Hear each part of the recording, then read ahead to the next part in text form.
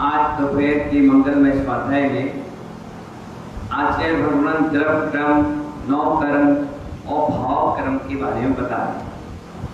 वो कह रहे हैं जो नौ कर्म है यानी हमारा शरीर, नौ कर्म मतलब धर्मेंद्र भाई, नौ कर्म का मतलब हमारा शरीर,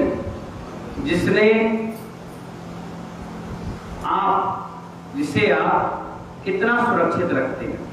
शरीर में कोई जख्म ना हो जाए, रोग ना लग जाए, किसी प्रकार की कोई परेशानी ना हो, फिर भी ये बचने वाला नहीं है।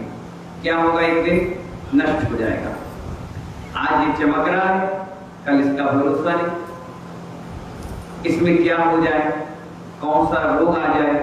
इसलिए निर्णय कर लो कि नौ कर्म को बचा कर रखना है कि भाव कर्म, क्योंकि जिसने भाव कर्म को बचा लिया, क्या क्या बचा लिया, भाव कर्म को, वही भगवान बन पाया।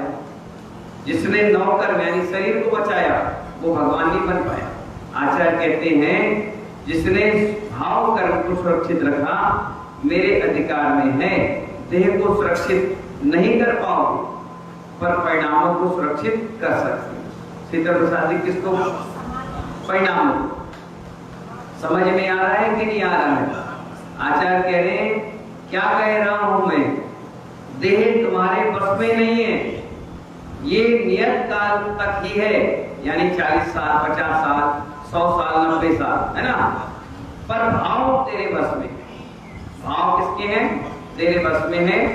जितने निर्माण को प्राप्त हुए हैं, होंगे या हो रहे हैं, वो द्रव क्रम से और नौ कर्म को संभालने से नहीं हुए, वो तो भाव कर्म को संभालने से हुए हैं। भाव कर्म तेरे बस में है, अपने भाव को जो संभाल लेगा वही एक दिन भगवान बनेगा। क्या बनेगा भैया, भाव कर्म के अनुसार नौ कर्म में परिवर्तन होता है, इस बात को आप स्वीकार करना ही होगा। भाव कर्म जो होता है वह नौ कर्म को बदल देता है। इसको बदल देता है, नौ कर्म को।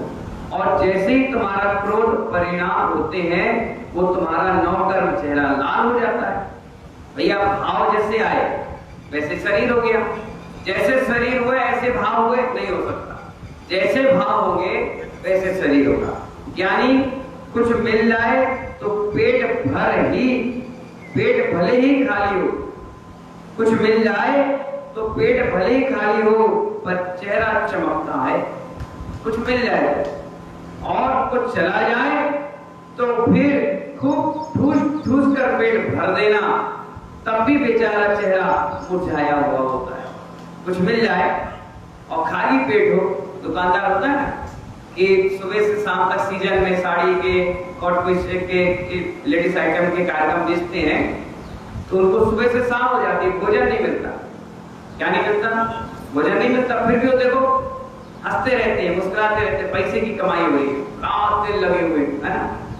और कई बार पैसा नुकसान हो जाए और आचार्य कहे ठूस कर उसको खिला देना, फिर भी चेहरा क्या होता है, मुरझाया रहता है। अरे यार 8-5 लाख नुकसान हो गया, खाना भी खा रहा है तो नुकसान का सोच रहा है।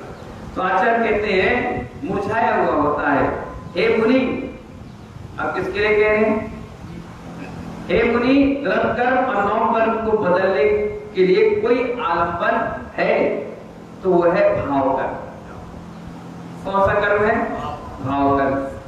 दुनिया को क्या सुधारने का, दुनिया को क्या संभालने का, जिससे मेरा भाव कर्म बिगड़े ऐसा कर्म ही नहीं करना।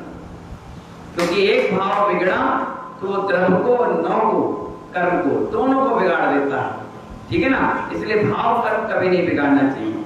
विश्वास रखना, द्रव कर्म और भाव कर्म ही बदलता है और नौ कर्म को भी भाव कर्म ही बदलता है। यानी द्रव को भी कौन बदलता है, भाव, और नौ को भी कौन बदलता है, भाव। एक माँ का हृदय जो है वो बहुत सूक्ष्म है, क्रोध से भरी है, और उस माँ के आंचल से दूध भी सूख जाता है। कहते हैं ना, कोई बच्चा अगर बदमाशी कर रहा, माँ उसको बार बार कहती है चुपचाप हो जा, ले आ जा, दूध पी ले, ये कर ले, वो कर ले, नहीं मानते, बच्चे बदमाशी देते रहते। गुस्सा आता तो 2-4 लगा देती खटाखट और फिर दूध पिलाती गुस्से में, तो गुस्से से पिलाया हुआ दूध भी सूख जाता, नहीं करते नहीं।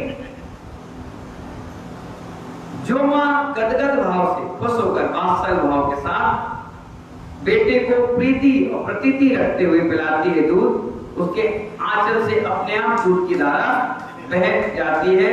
इसमें शंका करने का कोई विषय है। गाय भी जब खुश हो जाती है तो अपने आप दूध झराने लगती है, मां खुश हो जाती है तो अपने आप आंचल से दूध झरने लगता है। इसका कई शास्त्रों में उदाहरण भी अपने यहाँ आया। इसीलिए हम सभी को भाव कर्म को सुधारने पर जोर देना चाहिए। दृढ़ कर्म और नौ कर्म अपने आप सुधर जाएंगे। इसलिए आचार्य कहते हैं मुकेश भाई, एक एक साधे सब सदे। क्या? एक एक साधे सब सदे। एक को साध लो तो सब सज जाएंगे, भाव को साध लो तो नौ कर्म और दृढ़ कर्म अपने आप सुधर जाएंगे और इन्हीं भावनाओं के साथ आप भगवान आत्मा बन जाएंगे और एक दिन निर्वाण की प्राप्ति करेंगे इन्हीं मंगल भावनाओं के साथ। जय बोले आदिनाथ भगवान की।